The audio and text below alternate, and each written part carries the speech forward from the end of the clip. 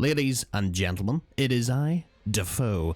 The day of days has come and gone. Shadow of the Erdtree is out. I've played it, I've finished it, and now is the time to preach. Shadow of the Erdtree is fantastic. It expands and improves in the base game in almost every single way, with a new plot, new characters, a new world space, new enemies, new bosses, new weapons, armor, and spells. It's all here, and it's glorious. And with the exception of the occasional issue here and there, and the odd fumble from time to time, Shadow of the Erdtree, I think, is absolutely deserving of all the praise and all the love it's had thrown on it.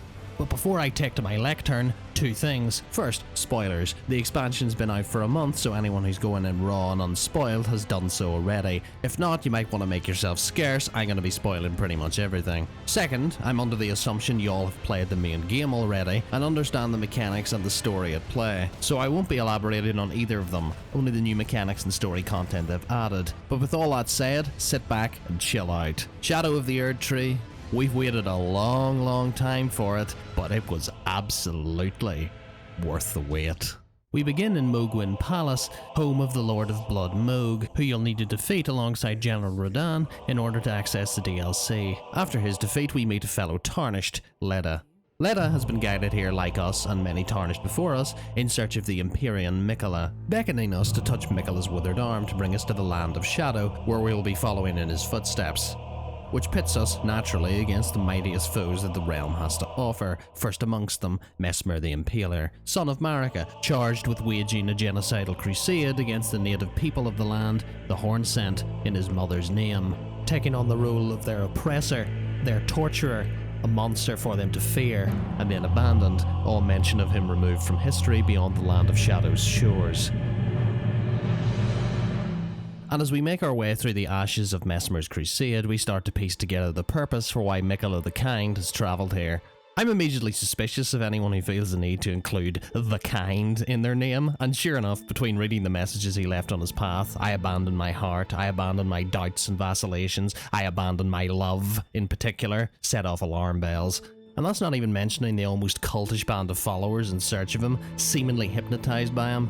One of the real standouts for me in this DLC was the characters, and how, more often than not, there's more to them than meets the eye. Take Messmer, for example, who, on first glance, is exactly what you'd expect him to be. He's a genocidal monster, and let's be honest, he certainly looks the part. But dumbing down Messmer as simply evil is a disservice to a genuinely fascinating and surprisingly tragic and sympathetic character. He commits atrocity after atrocity in his mother's name, whether for penance for an affliction he was born with, the Abyssal Serpent, an attempt to live up to his mother's expectations for him, a twisted form of love or loyalty for his mother, who in the end abandons him, or more likely a mixture of all of the above. And yet, for all of his cruelty, for all of the horrendous things he does, he still has the tiniest sliver of decency. He protects a group of oppressed people and attempts to treat their afflictions. He earns the loyalty, friendship and admiration of his men, his lieutenants, even a young General Radahn, seemingly on the strength of his character alone. A lesson a certain someone else in this DLC would have done well to learn. And when those few amongst his ranks learned of his true afflicted nature and rebelled against him, he mourned their loss as both a leader and a friend. And while none of this changes the fact that Messmer is a monster, probably an irredeemable one, he's also far from the one-note character I kind of expected him to be.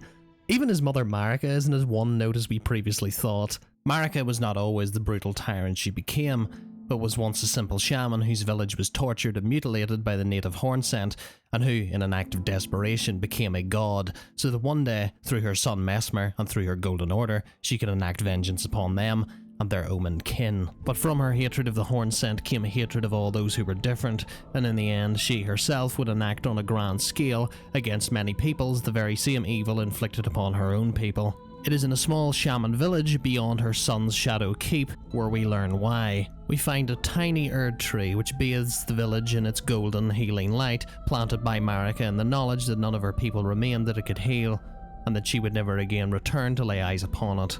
It is here she sacrificed the last shred of kindness she had, the first of many sacrifices she would offer up to the Altar of Order, a mistake which Miquella seems to be dead set on repeating. Miquella intends to replace his mother as the god of a new age of compassion, after having discarded his love in the form of his other half, Saint Trina, abusing his godhood by compelling others, some even long dead, to serve him against their will, or kill and die on his behalf. And he's been using us as well. We're the one who defeats Messmer for his kindling flame. We're the one that burns the sealing tree, the last barrier to his goal, the tower of Enir Ilim, and at its top, the gate of divinity, where he can ascend just as his mother did. And we're the ones who defeat both Mohg and Radagon in the base game. Mohg, so his body can be remade to serve as a vessel for Miquella's promised consort's soul.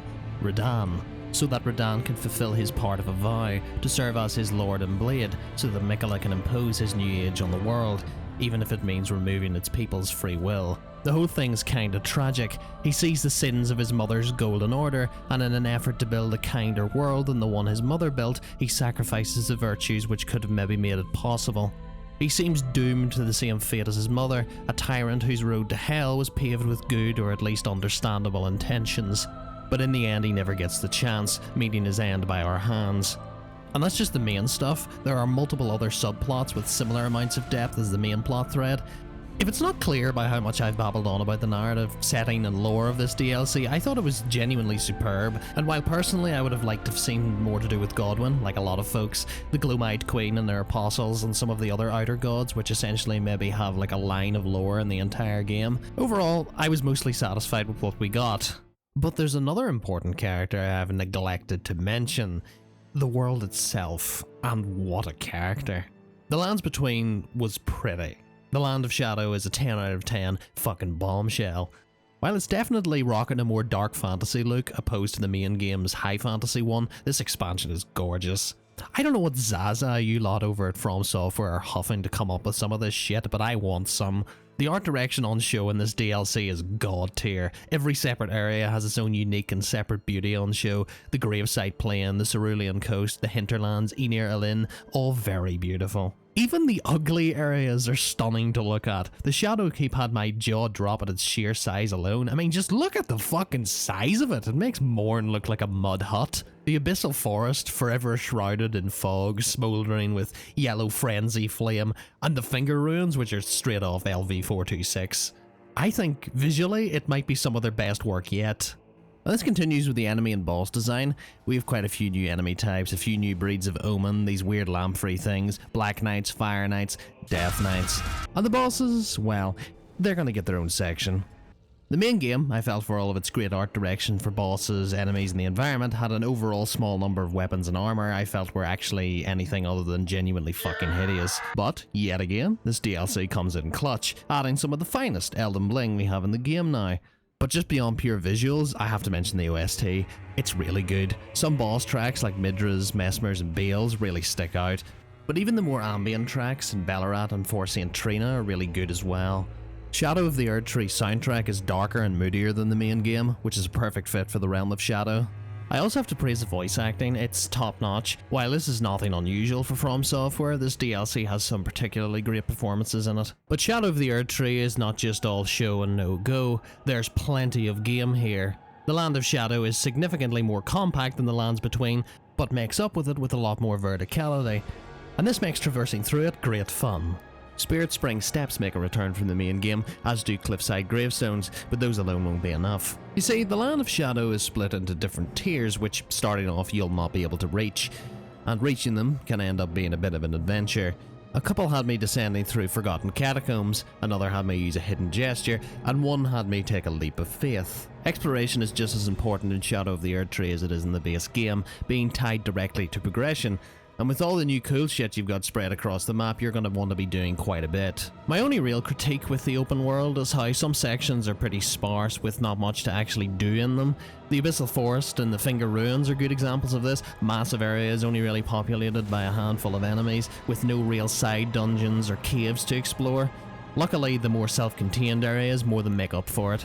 Legacy dungeons also make their return, and they're just as difficult to navigate as in the main game.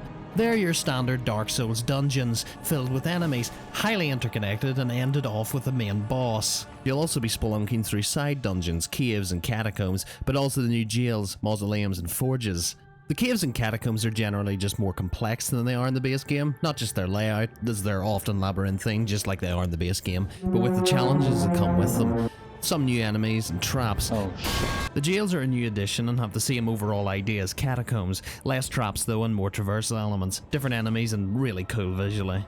Speaking of cool visually, the forge areas, they're all built around the same overall premise. There's an active forge somewhere in the cave with some sort of rare item, and you have to reach it. But as the invading, ransacking hoodlum that you are, your presence has greatly upset the local golem population and their pet magma blobs, who will very slowly attempt to brutally murder you as you search for the mythical forge. Finally, we have mausoleums, which are uncharacteristically very straightforward. Walk in, kill a boss, refuse to elaborate, and leave. Exploring is also likely to bring you into contact with some of the new NPCs and their quest lines, and most are great, especially Miquella's followers. You learn what motivates them. Led as a psycho, Freya's bloodthirsty, Hornsent's angry, Moore is sad, Ansbach is a Chad, Tholier is a simp and also a Chad, and Drylife Dane just kind of exists. And knowing who they are and what their story is makes it bite all the more when in the end most of them stand against you when you try to defeat Miquella. Except these two, they're bros to the bitter end. Some are utterly bizarre, like Ymir and his quest for Meter. And then there's Egon, Curse you, Bayle! who you may have noticed does not like Bayle. These being quests in a From Software game, they're often obtuse, convoluted and confusing, especially I'd imagine if you're newish to the genre. Personally, they've always felt a bit too hard to follow organically for me, but it's part of the whole vibe of these games, so it's something I've learned to live with. If you're anything like me, being frequently stuck in these quests, Fexter Life and YouTube are your friends. But if it's just loot you're after, you're in luck. No matter where you are on the map, it's packed with new armor, new summons, new Ashes of War, some of which are utterly insane, new sorceries and incantations, new talismans, new physic tiers, new cookbooks, and not just new weapons, but new weapon types as well. We have thrusting shields, hand-to-hand arts, throwing weapons, backhand blades, perfume bottles, beast claws, light greatswords, and great katanas. I've played a bit with all of them and they're all great fun to use, especially the dryleaf arts and the light greatswords. But besides some new toys, Shadow of the Erdtree also has a new progression system, which, as you'll soon see, is very necessary. Leveling your character, leveling your weapons and equipment, and getting more and better flasks is just not going to cut it in the land of Shadow, which is where Shadow Tree Fragments and Revered Spirit Ashes come in. Shadow Tree Fragments increase your damage and damage negation well above endgame level, but only in the land of Shadow. Revered Spirit Ashes do the same for your summons and for Torrent. And with how difficult Shadow of the Erdtree is, you're gonna need all the help you can get. I mean, I really should have expected it, but it was still a bit of a rude awakening squaring up to one of these little shadow fellas and getting firmly fucking obliterated by him. And if basic enemies hurt this bad, you can be pretty damn sure elite enemies will blast your ass and steal your lunch money. Basically, any of the new Hornsent enemies will hunt you to extinction, cartwheeling around, launching knives at you like a circus performer, or face tanking all your damage while they gut you like a fish. And speaking of getting gutted, Fire Knights, the dagger ones. Word to the wise, kill them quick, because once they start comboing, they never, ever fucking stop. Then you have something like the Winter Lanterns returning from Bloodborne. You see, they're unique in that they are an enemy that initially you cannot fight, because they'll one-shot you, you cannot kill because you do no damage to them, and you cannot escape because they'll teleport to you. This harrowing revelation means that stealth is the only option, unless of course you parry them. Which may well be the first time since the tutorial where I've actually used stealth. Lads, it's official, we got a horror stealth section in Elden Ring before GTA 6, and it's actually good. This little section was legitimately one of the most memorable parts of the DLC for me. It's nerve-wracking, it's really, really creepy, and it's a great way for you to make use of a mechanic which was severely underused both in the gameplay itself and by most players. There is one enemy I really don't like though. These fuckers right here, furnace golems, they are such a drag to fight. Fighting them takes far too long and they just don't have a mechanically complex enough moveset for it to feel like a good use of your time. You have to stance break them a total of 6 times and riposte them twice to kill them. The hardest part of their entire fight is trying not to fall asleep when you're fighting them. It's not even that they're hard because they're just not. They're just unbelievably tedious to fight. So the TLDR, with the exception of their visuals, they're kinda crap. But excluding the odd annoying enemy here and there, most of the new additions are fun to fight. But the moment of truth, bosses. The vast majority of which I loved, but I don't have enough time to talk about all of them or else we'll be here all day. Just the standouts, good and bad. Let's start with the good. Lion Dancer, Rowena, Messmer, Midra and Bayle are all fantastic. Lion Dancer is likely the first boss you'll fight, and probably one of the most unique as well. From his OST to his visuals, they're kinda fantastic. The idea of fighting against what is essentially a deadly magical performance act is just kinda awesome. They're really creative mechanically as well. Their main gimmick is their elemental phases, wind, lightning and ice, and their abilities in OST change when they switch between them. While not my favourite, this boss is great. They're hard to learn and challenging, but great fun. Rowena is next up, and she feels like a glorious mix of Pontiff and Lady Maria. She's fast and difficult to punish and really hard to get a feel for, but incredibly fun once you do, dodging and weaving through sword swings and spells alike. As a spell sword duelist, she's as likely to turn you into salami as she is into dust. And between those sweet looking swords of hers, her moonlight attacks, Messmer flame tornadoes and her big blue balls, she can do so worryingly quickly. Beyond simply being fun to fight, her OST goes hard as fuck, and I'm a real sucker for the occasional guy or gal in armor type bosses. And this one's a banger. Next up is Bayle. Bayle is easily one of the best spectacle fights they've ever done. He looks awesome, his OST is fantastic, and the sheer dumb scale of the fight is just plain fun. While not the most difficult, especially if you happen to have been countering him like I did, Bayle is excellent, and Egon going absolutely ham during the fight is a big bonus. Midra was a hit with me from the moment he finishes that gnarly intro of his and starts swinging. Mechanically, this fight is just excellent. Dodging and weaving through his sword swings and frenzy flame attacks is a joy. You're in a waltz and your partner is a fucking lunatic who looks like he's having entirely too much fun trying to kill you. He's fun, he looks cool, and his OST slaps. Great boss. Moving on to the main event. Messmer. Messmer is a fantastic boss. He's an absolute joy to learn and fight. He's flashy and fast, but also fair. He combines awesome spectacle and complex mechanics in a way I've not seen since Gale, and he ain't no pushover neither. He'll not hesitate to give you the full measure of his 18 inches. He will do so repeatedly and often, which is to say that he's pretty fucking hard. His design is perfect, equal parts menacing and regal, and his second phase is pure nightmare fuel. His OST might be one of the all-time greats. It's tragic and sad, but also terrifying. His voice acting is top-notch, and his lore, as I've already mentioned, is excellent. I adore this boss. He's shoulder to shoulder with the all-time greats for me. He's up there with Gale, Lady Maria, Sister Frida, Garmin, Moog, and all the other god-tier fights we've had over the years. Of the new bosses, there's only two I'm not a fan of, Commander Gaius and Radahn and Miquella. Let's start with Commander Gaius. I'm not a fan. My first experience with this boss pre-patch was like many people's, fucking horrendous, entirely ruined by the simple fact that there was no good or particularly enjoyable way to fight him. If you were on foot, you were gonna have a bad time. Between his wonky hitboxes and his charge, which was so absurdly difficult to properly evade at certain ranges, you'd have been safer hopping on Torrent and riding until he stopped. You might think then that Torrent was the better option. He wasn't, because as soon as that boar catches up with you, you'd learn why combat on Torrent is a horrendous idea. Ironically enough, it was on Torrent that I actually defeated him, through using a truly riveting technique of sticking to his ass the entire fight so he couldn't hit me back. While patches since then have fixed some of the issues with his fight, first impressions are important, and mine were diabolically shit, and frankly, I don't want to talk about him anymore. So, moving on to Radahn and Miquella, a boss which has left me pretty conflicted. On one hand, we have a boss which is visually fantastic, has a great OST, is built up basically perfectly throughout the DLC so long as you're paying attention, and is, for better or worse, the ultimate challenge. Unfortunately, it's pretty heavily leaning on the worst side of things for me. The boss is brutally difficult, far more so than the rest of the DLC's very manageable difficulty, and the fact that it's extremely difficult is not even the issue. Where Radahn and Miquella shit the bed for me, and apparently a lot of other people as well, is that where they get all their difficulty from is just not very fun to play against. And the reason, solo or co-op, is exactly the same: readability. The lack of visual clarity makes learning this boss's moves a nightmare. And when you factor in some other issues like his wonky hitboxes and some downright evil attack sequences, this is a boss which really just ended up being a miserable experience to fight. And with this in mind, you should expect to be stuck on him for hours, making virtually no progress. You should expect to have to respec multiple times in a desperate attempt to see if something, anything, will work. You should expect to have your retinas burnt to a fucking crisp by visual effect spam on every attack, and you should expect your graphics card to be screaming for mercy as it tries to render those effects at a stable frame rate without exploding.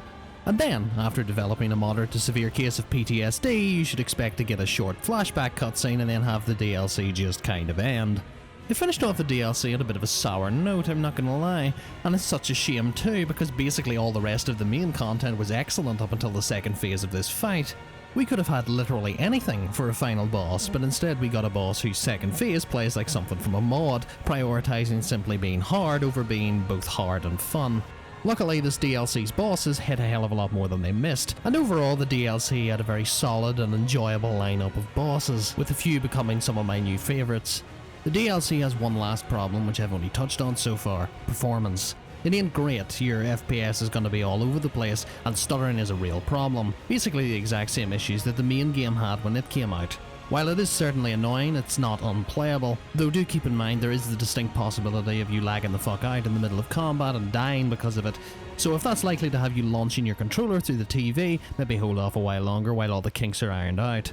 But we've come to the end. Shadow of the Erdtree, while it does have the odd issue from time to time and fumble here and there, as a complete package is a great time. Shadow of the Erdtree at its core is more Elden Ring, and a lot of it. It's big enough to be a standalone game, so if you love the main game, you're in for a treat. It should go without saying then that I think you should absolutely get it. It's a blast, well worth the asking price. But with all that said, I'll let you all go. Like, comment, subscribe, all that jazz if you enjoyed, and as always, take it easy and cheerio.